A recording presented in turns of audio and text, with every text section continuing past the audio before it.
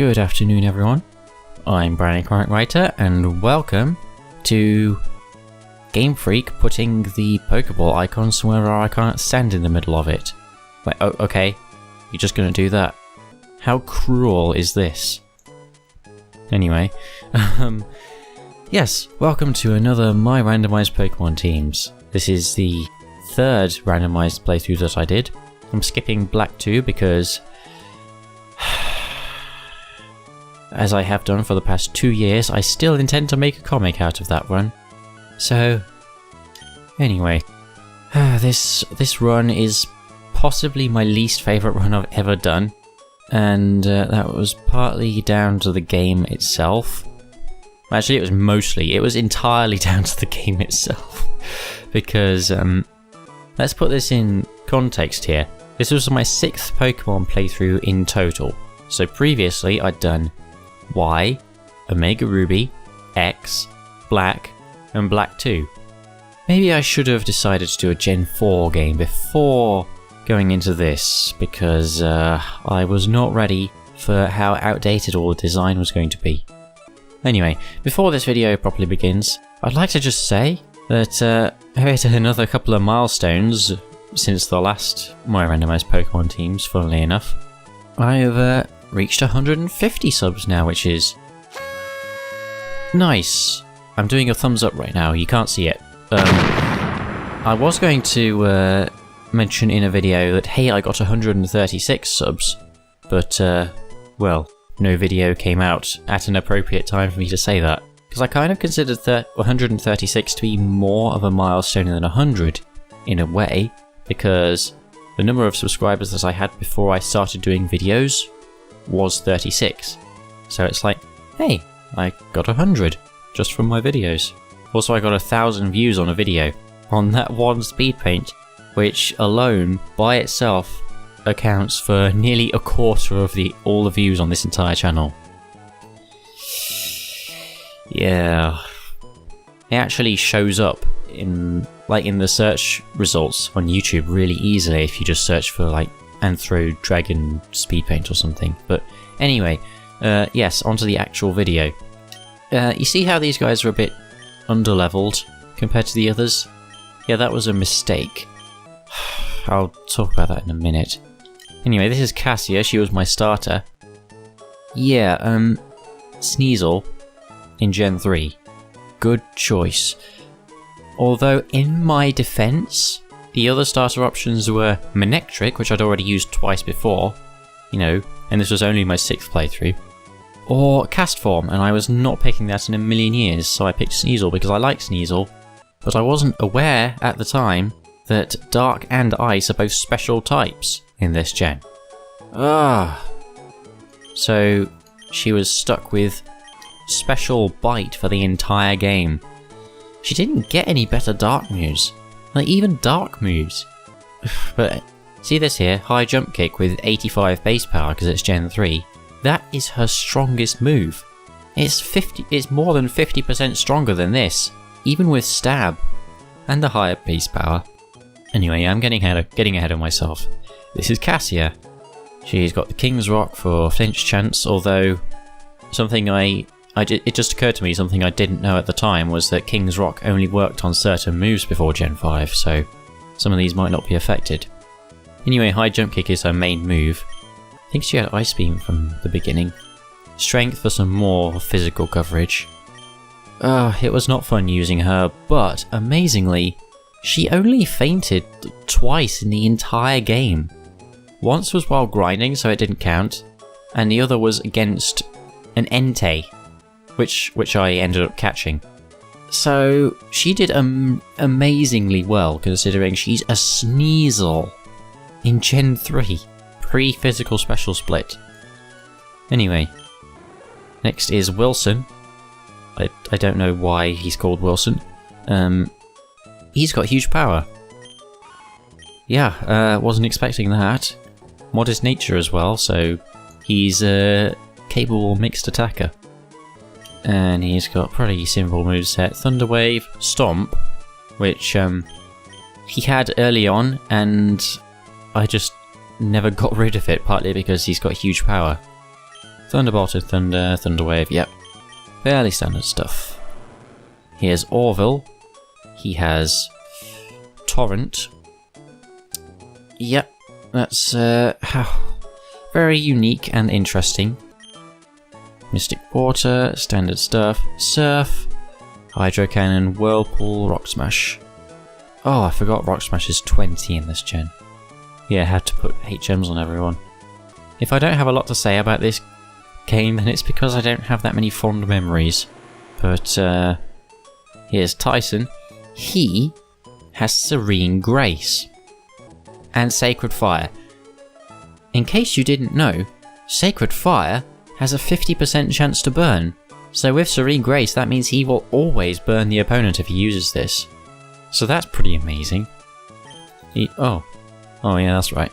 He did have Dive before, but I gave him Waterfall instead. Again, Fire Punch, Eruption, yes.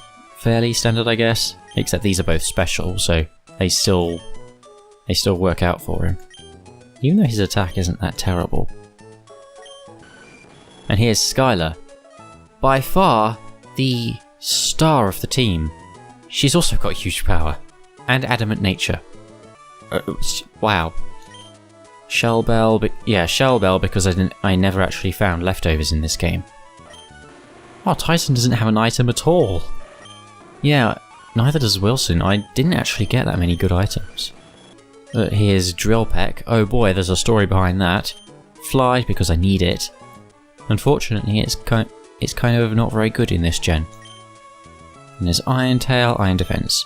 So, she's basically just a Skarmory, but with amazing attack power. So, yeah, it's not hard to figure out why she was the star of the team. And finally, Quincy. I don't know why he's called Quincy. Actually, I do. It's because his species name starts with an X, which is a weird letter. So I picked another weird letter, Q, and picked a Q name for him. He's got Keen Eye. And when I saw that, I thought, is that also not randomized? Why do two of my Pokemon have abilities that aren't randomized? But no, amazingly Xatu doesn't get Keen Eye. After seeing that, I thought about it and I was like, well yeah, now that I think about it, well, it should get Keen Eye. Why doesn't it? Because its whole thing is that it watches. That's its thing. He's got Bright Powder, yep. Yawn, Psychic, Amnesia, Bounce. Not the best moveset. I guess you couldn't really be that picky in Gen 3. But nowadays you've got as many moves as there are Pokemon. That's always been the case, but that means that nowadays there are so many moves that do so many different things. But back then, yeah, yawn.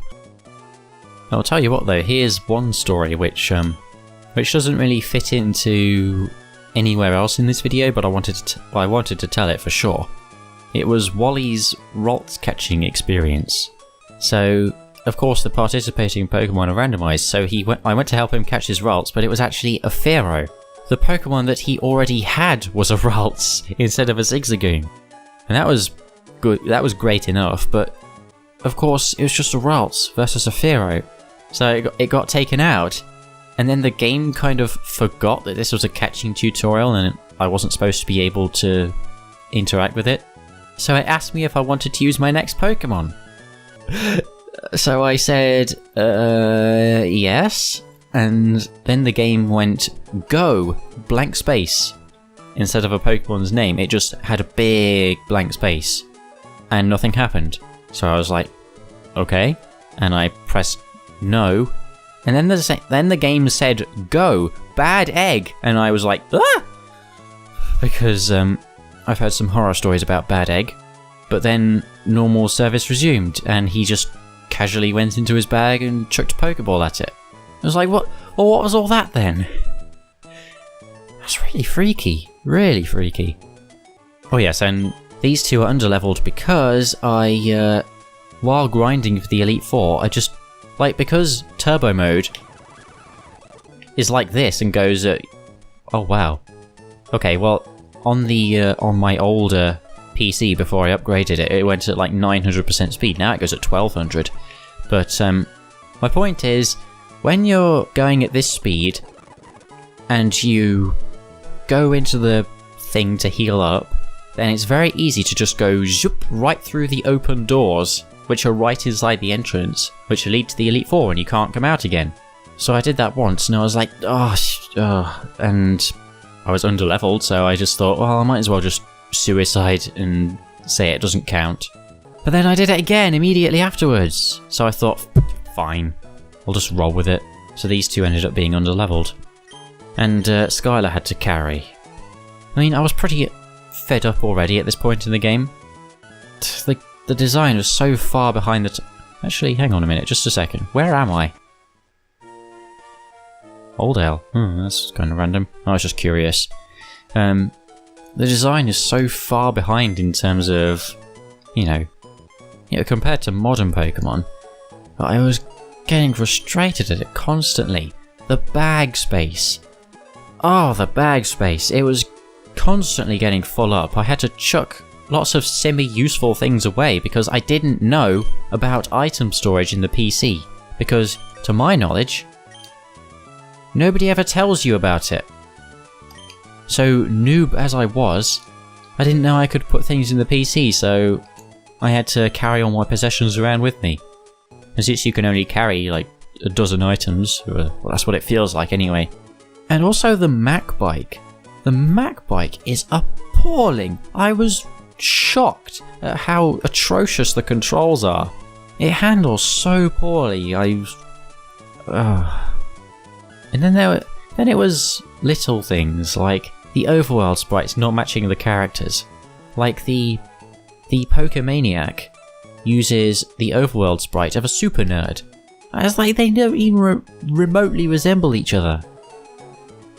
And the team admins just had grunt sprites. So they'd come up to me and well, in a couple of cases where it wasn't a big story moment and they weren't actually directly coming up to me, I just walked into them and they said or whatever, like any other grunt, and the battle started and it was like, oh, that's an admin. Oh, okay, fine. And then just everything to do with the bag and everything to do with the menus is just clunky and sluggish in general. Seriously. Has anyone here watched the Game Grumps Fire Red series where Aaron managed to delete Flamethrower on Charizard? Yeah, well, having played Gen 3 myself now, it's extremely understandable because the cursor is just so sluggish sometimes. Anyway.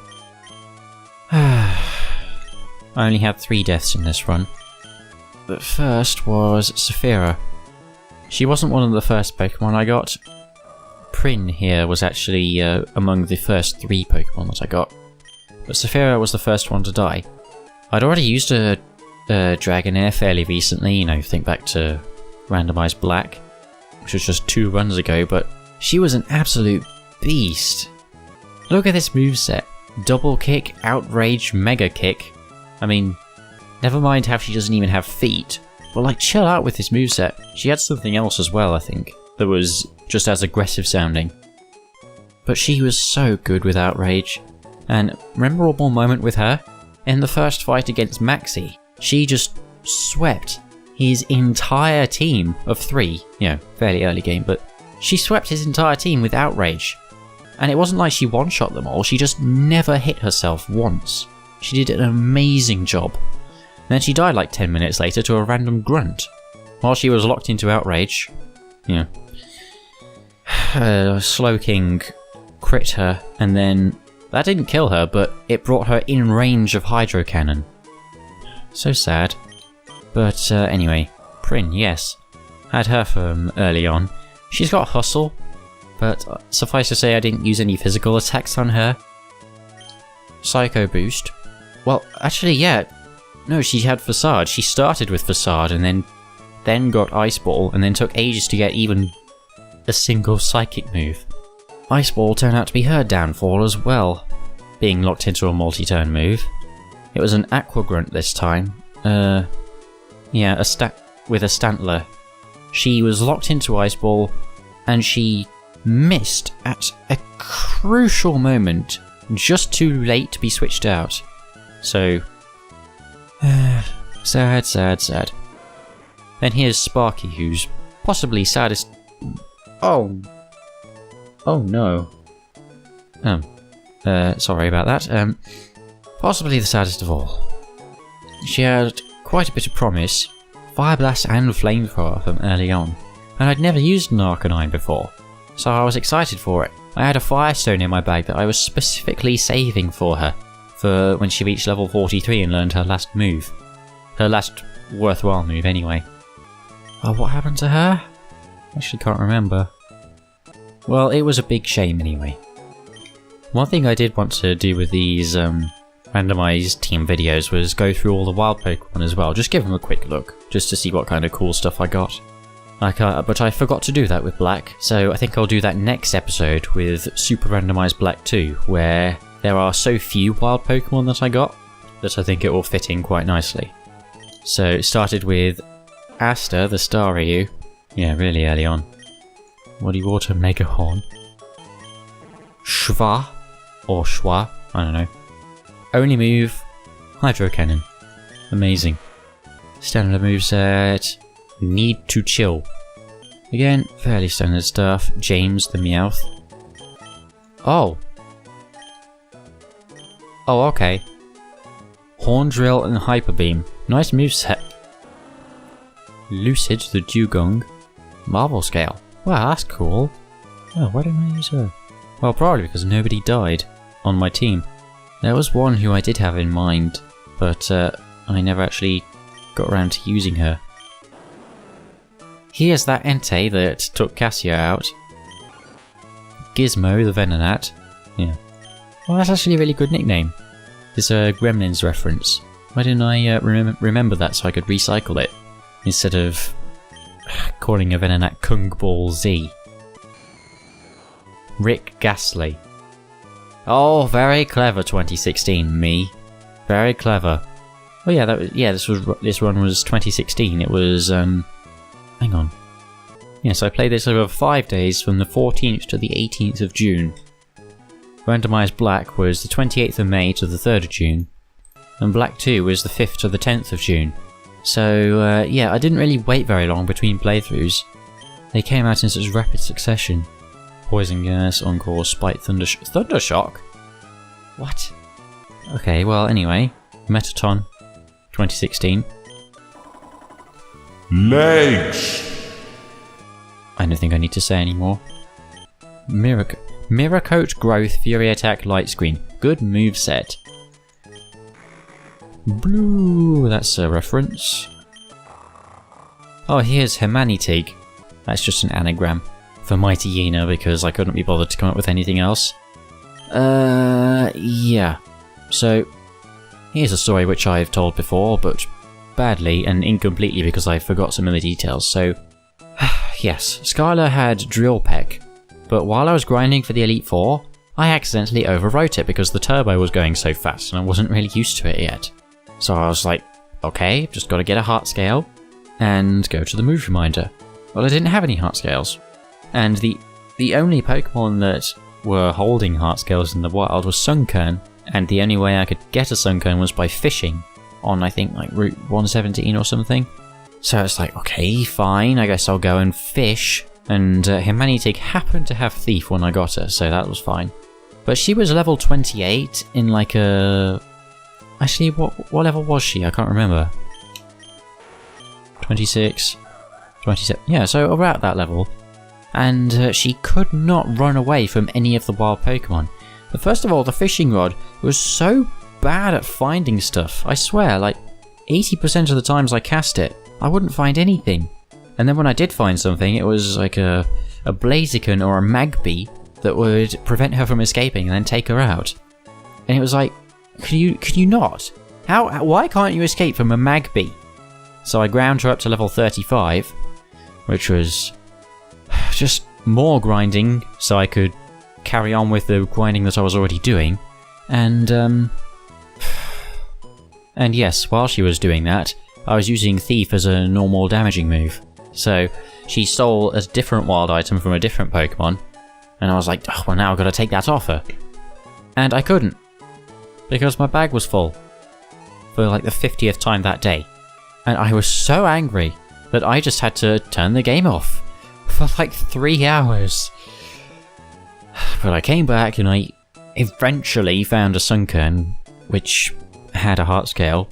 And she still, even at level 35, she still couldn't run away from all the level 28 Magpies. Like, what on earth? What is wrong with you? Anyway. Here's Abigail, I've used that name before. She has Cacophony as her ability. In case you've never seen that before, that is a clone of Soundproof, which was scrapped. It only exists in Gen 3. I don't know if it's even in Fire Red Leaf Green, I think it's just Ruby, Sapphire and Emerald. It's just a clone of Soundproof, and presumably the Whismer line would have had it. Because Cacophony, it means loud discordant noise, so they ended up with Soundproof instead. But they kept Cacophony in the game's data, so the randomizer can actually dig out that unused ability. Now isn't that cool? And she's got this moveset which borders on stereotypical for a dark type. Torment, Snatch, Taunt. Here's Superstar, she was the one who I wanted to replace someone with in the event that they died. I've still not used a Tyranitar, I want to at some point.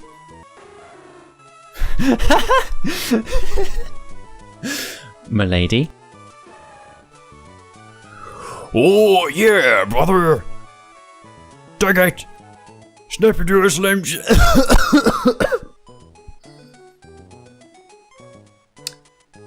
Well, I'm never doing that voice again. My throat hurts now. It wasn't even that good anyway. Reggie. Oh, that's an original name. And Jupiter, the last catch of the game, which perfectly filled up the box.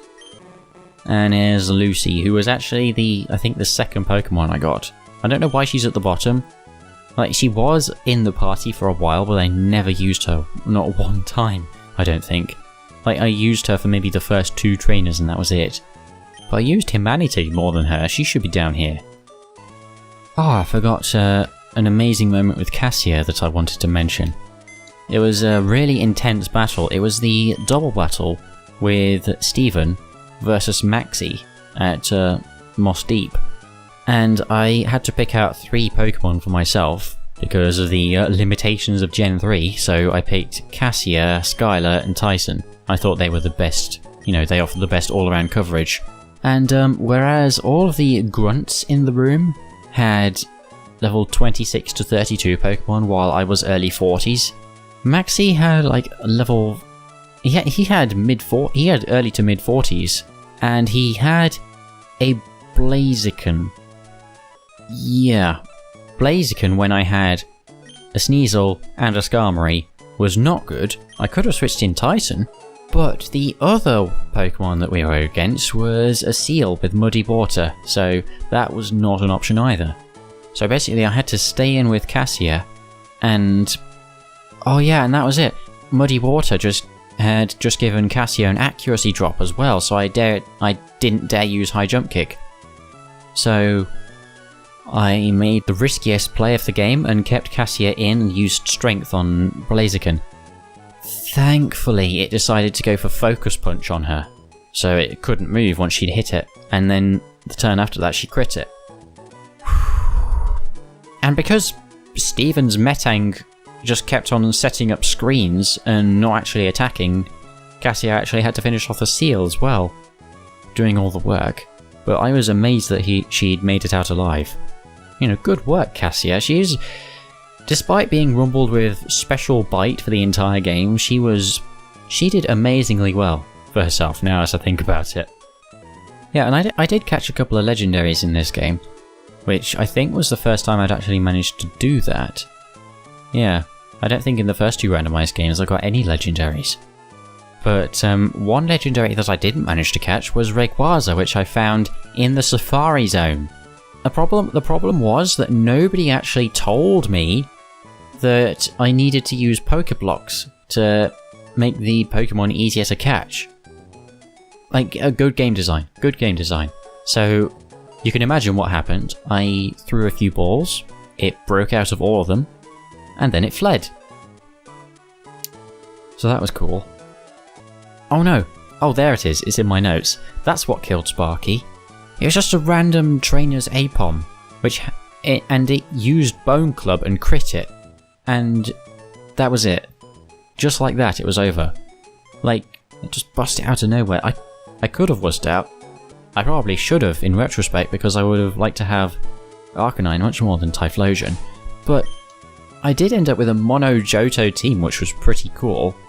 The only time I've had a mono team since then was in Black, and I mean actual Black, not randomized, not Nuzlocke, on an actual cartridge, which probably ties with this for my least favourite run. The only reason Black was a mono Universe team was because I had no choice. Thanks, Game Freak.